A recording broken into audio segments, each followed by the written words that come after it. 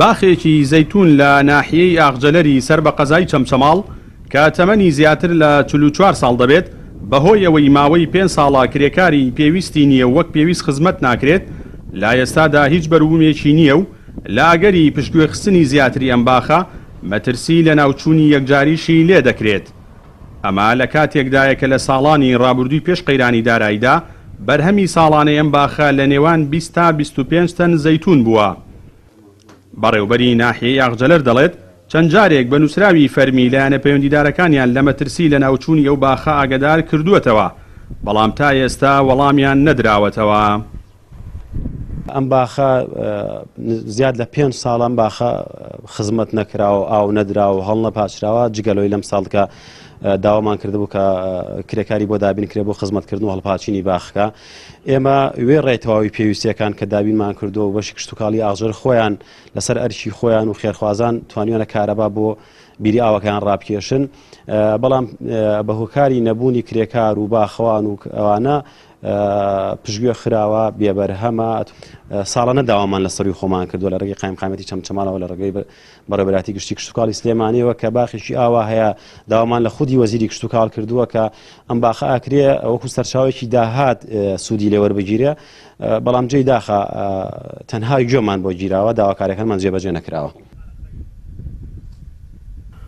ڕووبەری باخەکە نزیکەی 25 دۆنم زەویە و زیاتر لە 1000 دار زەیتون لەخۆ دەگرێت.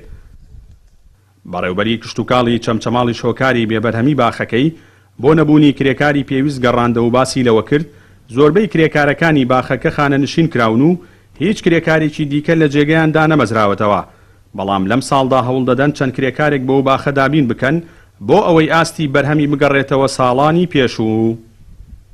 بەداخەوە ئەو کەسانە پاش خانەنشینبوونیان کەس لە جیاندا نەمەزراوەتەوە و ئێستاکە ئەتوانین بڵێن ئەو باخە یعنی هیچ کرێکارێکی نییە کە خزمەتی کابیبا بەڕێوە.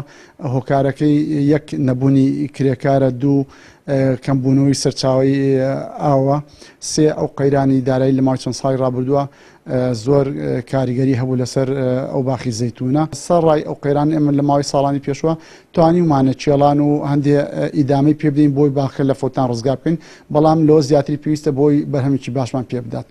ئەو باخە چەند پێشنیار و ڕابۆچوونەکە بوو لەسەرەوەی کە بدرێ بە کەرتی تایبەت. ئێمە بۆ خۆمان راپۆرتی خۆمان لەسەر نووسیوە، خەڵکە بۆ داواکاری پێشکەش کردووە، داواکاریەکانشمان بەرز کردوێتەوە لە ڕێگەی بڕواتی گشتیمان و وزارەتەوە.